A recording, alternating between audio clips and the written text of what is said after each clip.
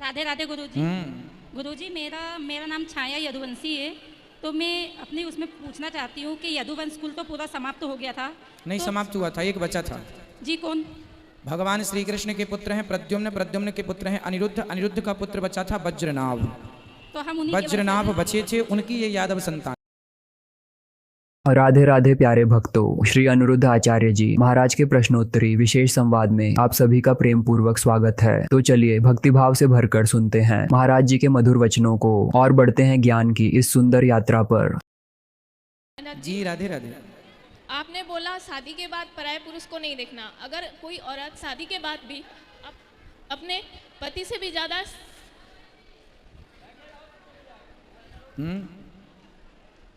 बोलो, पति से भी ज्यादा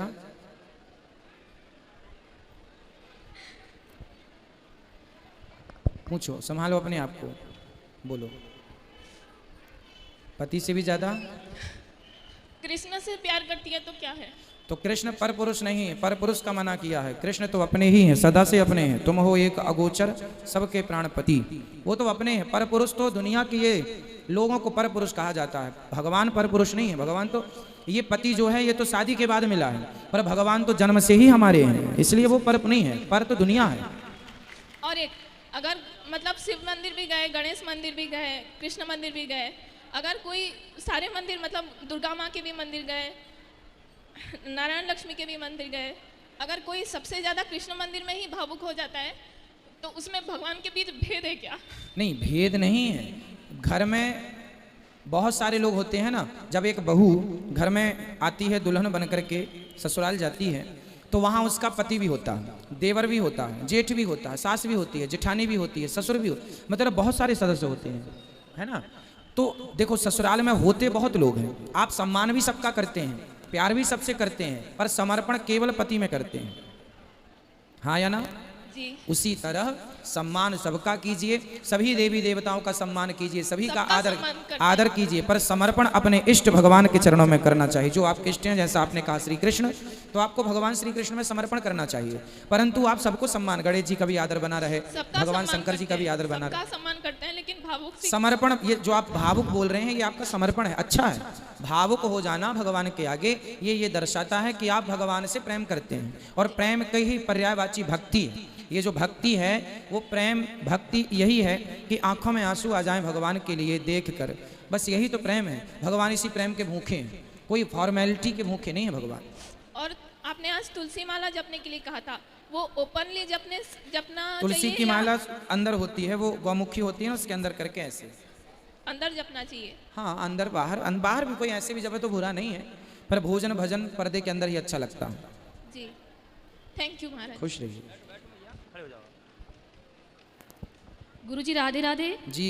आपके चरणों में इस दासी का कोटि कोटि प्रणाम। खुश रहिए। गुरुजी सर्वप्रथम पहली बार हाथ में माइक लिया है, अगर बोलने में कुछ गलती हो तो मुझे क्षमा कर देना।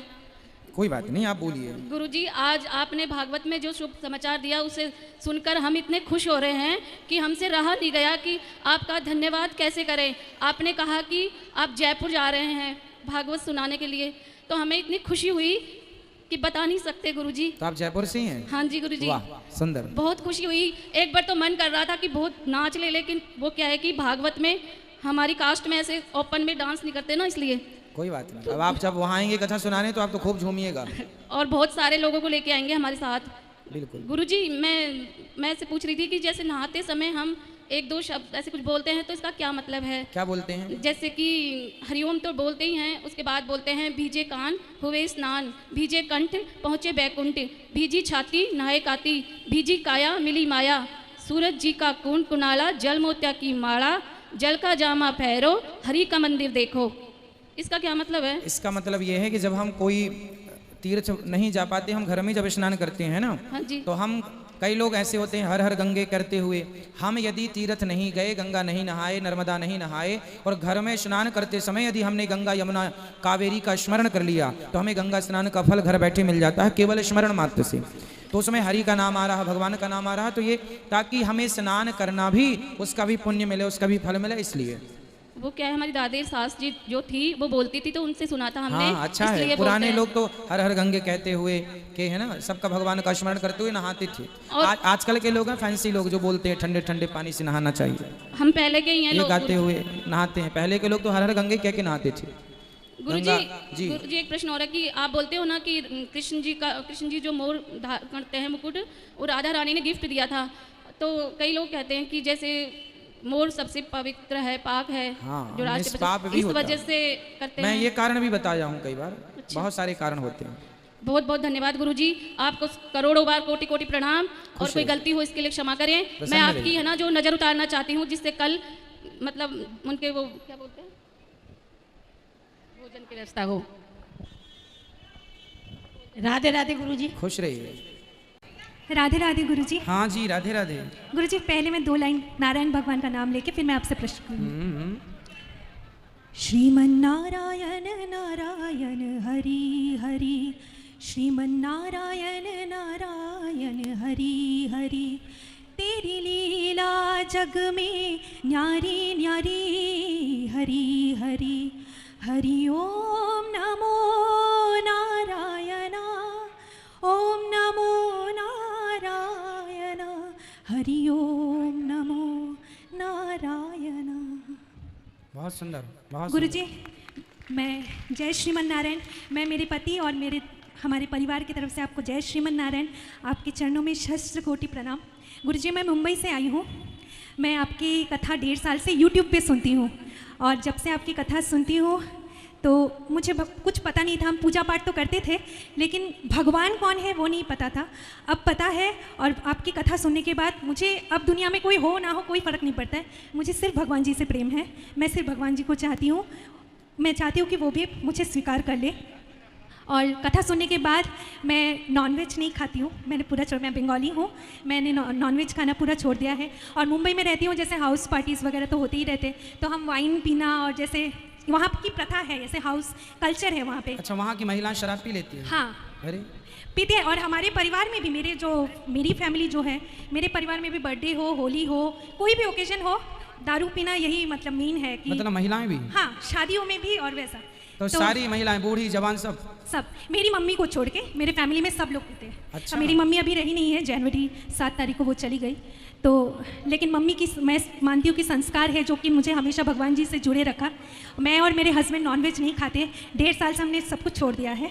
मैं सिर्फ कथा सुनती हूँ, उसी से मुझे शांति मिलती है।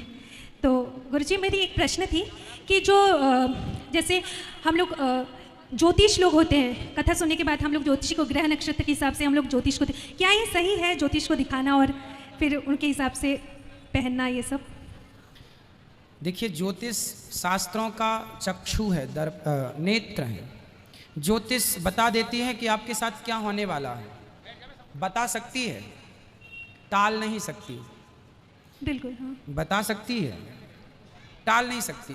तो जैसे वो स्टोन वगैरह बोलते कि ये पहन लो, स्टोन अपना काम करता है। हाँ। वो देखिए, स्टोन जो होता है ना, जैसे प्राकृतिक यदि स्टोन है, प्राकृतिक पत्थर है, पुखराज है, माणिक्य है, नीलम है, पन्ना है, हीरा है, यदि राशि आपको आज्ञा कर रही है कि आप ये पत्थर पहन सकते हैं, ये स्टोन पहन सकते हैं, तो आप पहन लें, उसके फायदे होंगे। क्योंकि समझिए ना, इसका साइंटिफिक रीज़न है। ये देखिए, ये पुखराज है, जैसे ही मैं धूप में जाता हूँ तुरंत ये पुखराज पूरी विटामिन डी लेकर के मेरे बॉडी में पेस्ट कर देता है। क्यों? ये गुण है इसका, ये इसका क्या है? नेचुरल गुण है। इसलिए ये चीज़ें कारगर होती हैं। जैसे कि एनर्जी, आपको पॉजिटिव एनर्जी जो है वो तुरंत लेकर के आपके शरीर में भेज देगा। तो ये राशि के अकॉर्डिंग होता है। आपकी राशि जो आपको कहे वो पहनना। यदि आपने राशि के विपरीत कोई पत्थर अपने मन से बाजार से खरीद के पहन लिया, वो आपको हानि कर देगा। पर यदि आपने उचित पहना है तो वो अपना काम करेगा। तो वो हमें कैसे पता चलेगा कि ये सही है पत्थर स्टोन? उसकी मतलब हमें कैसे उसकी परख होगी? हाँ, आजकल तो मशीनें हैं ना, बड़े बड़े शहरों में स्टोन चेक करने की मशीन है। वो मशीन 1000-2000 रुपए लेके बता देती है कि ये असली है। ये एक तो पत्थर आज के ज़माने में देखो मिलता नहीं है। पहला मिलता है, बहुत ज़्यादा नकली मिलता है। असली तो बहुत कम लोगों के पास बचा है। तो मशीनें हैं, आप चेक करा सकते हैं। और गुरुजी मुझे कल आपसे गुरु दीक्षा लेना है, हाँ। मुझे भी और मेरे पति को भी। कल सुबह 9 बजे। राधे राधे गुरुजी। खुश रहिए। गुरुजी, मेरे बड़ी मम्मी का ना बेटा है ना, वो बहुत बीमार रहता। उस जब भी मतलब उनका शादी हुआ, एक बार शादी हुआ वो टूट गया, और दूसरा शादी हुआ ना तो उसमें उस बीमारी उनको बहुत मिर्गी वाला बीमारी।